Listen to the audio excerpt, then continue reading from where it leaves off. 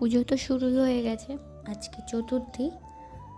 আর পুজো আসা মানেই সবাই সব জায়গা নতুন রূপে সেজে ওঠে আবারও।